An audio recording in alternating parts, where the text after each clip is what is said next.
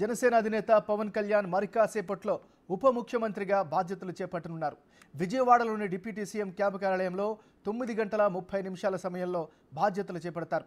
ఈ మేరకు నిన్న క్యాంపు కార్యాలయాన్ని పరిశీలించిన పవన్ కళ్యాణ్ అధికారులకు పలు సూచనలు చేశారు. భారీ బందోబస్తు నడుమ బాధ్యతలు స్వీకరించనున్నారు. ఇందుకోసం అధికారులు అన్ని ఏర్పాట్లు పూర్తి చేశారు.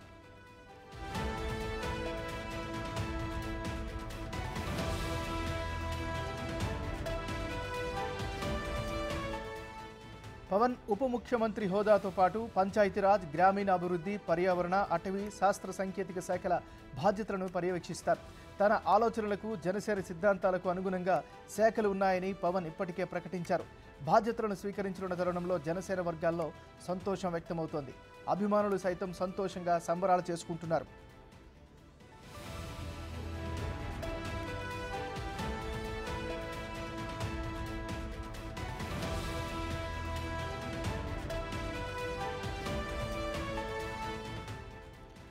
బాధ్యతలు స్వీకరించిన అనంతరం ఉదయం 11:30 ఐఏఎస్, ఐపీఎస్ అధికారులతో పవన్ కళ్యాణ్ భేటీ కానున్నారు. ఈ సమావేశం ముగిసిన వెంటనే మధ్యాహ్నం 12 గంటలకు గ్రూప్ 1, 2 అధికారులతో మాట్లాడతారు. ఆ తర్వాత 12:30 పంచాయతీ సెక్రటరీ అసోసియేషన్తో సమావేశం అవుతారు. ఇక రాత్రికి మంగళగిరి జనసేన పార్టీ ప్రధాన కార్యాలయంలో పవన్ బస చేస్తారు.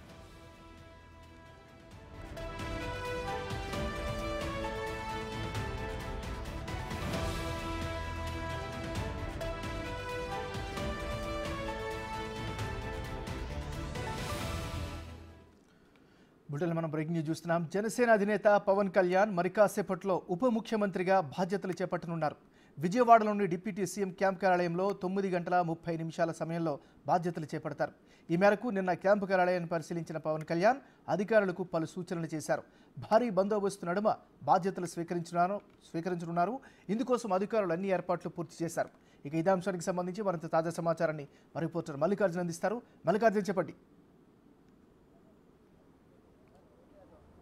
నాగరాజ్, ఏదైతే ఉందో 9:30 తర్వాత జనసేన అధినేత పవన్ కళ్యాణ్ డిప్యూటీ సీఎంగా బాధ్యతలు ఏదైతే క్యాంపు కార్యాలయం విజయవాడలో కేటాయించడం జరిగిందో ఆ క్యాంపు కార్యాలయం వద్దకు కూడా రాబోతా ఉన్నారు. 9:30 నుంచి 10:30 ఆ సమయంలోనే బాధ్యతలు అనేది స్వీకరించబోతున్నారు. దానికి సంబంధించి ఏదైతే వాళ్ళు కేటాయించారో డిప్యూటీ సీఎంతో పాటు పంచాయతీ, గ్రామాభివృద్ధి శాఖలను ఏదైతే కేటాయించారో సుమారు 7 శాఖలను ఆయన కేటాయించడం జరిగింది. సాంకేతిక, అటవీ శాఖలను కూడా కేటాయించడం జరిగింది.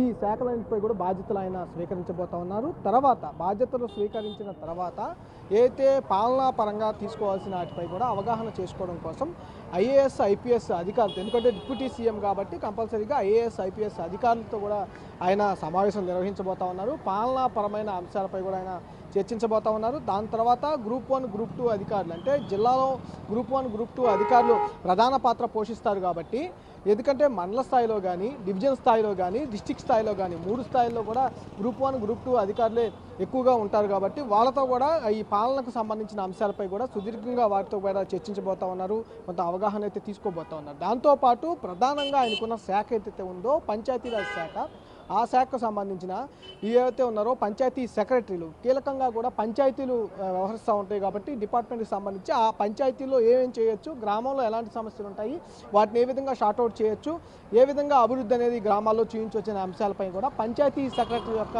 సమావేశం నిర్వహించబోతున్నారు. దాంట్లో వాళ్ళ యొక్క సలహాలు, సూచనలతో తీసుకోబోతా ఉన్నారు. ఎలాంటి సమస్యలు ఉంటా ఉన్నాయి, ఆ సమస్యలు బేస్ చేసుకొని ఎలా చేయొచ్చు అనే అంశాలపైన ప్రధానంగా తీసుకోబోతుంది. ఎన్నిటినీ ఆయన 11:30 నుంచి 1 గంట వరకు కూడా సమావేశాలు నిర్వహిస్తారు. బాధ్యతలు తీసుకున్న అనంతరం ముందుగా ఐఏఎస్, ఐపీఎస్ అధికారులతో సమావేశం, తర్వాత గ్రూప్ 1, గ్రూప్ 2 అధికారులతో సమావేశం, చివరగా పంచాయతీ సెక్రటరీల అసోసియేషన్ సుమారు 60 మంది సభ్యులు ఎవరైతే అసోసియేషన్లో ఉన్నారో పంచాయతీ సెక్రటరీలు, వాళ్ళతో సమావేశం జరిగిన తర్వాత నేరుగా ఏదైతే క్యాంప్ ఆఫీస్ ఉందో, బాధ్యతలు తీసుకున్న క్యాంప్ ఆఫీస్ ఏదైతే ఉందో ఆ క్యాంప్ ఆఫీస్ నుంచి నేరుగా జనసేన కార్యాలయానికి వెళ్ళబోతా ఉన్నారు. అక్కడ నాయకులు, కార్యకర్తలతో కూడా ఆయన సమావేశాలు నిర్వహించబోతా ఉన్నారు.